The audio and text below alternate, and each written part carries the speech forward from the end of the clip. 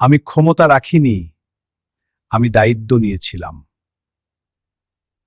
এই মাটির গন্ধ আমার নিঃশ্বাসে, এই দেশের মানুষ আমার হৃদয়ে।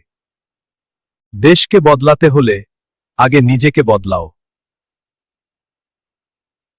দেশকে ভালোবাসলে মানুষকে ভালোবাসতে শিখো।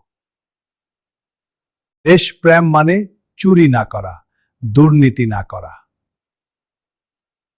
দেশকে ভালোবাসো কাজ দিয়ে, কথায় নয়। সততা ধরে রেখো, ন্যায়ের পথে থেকো।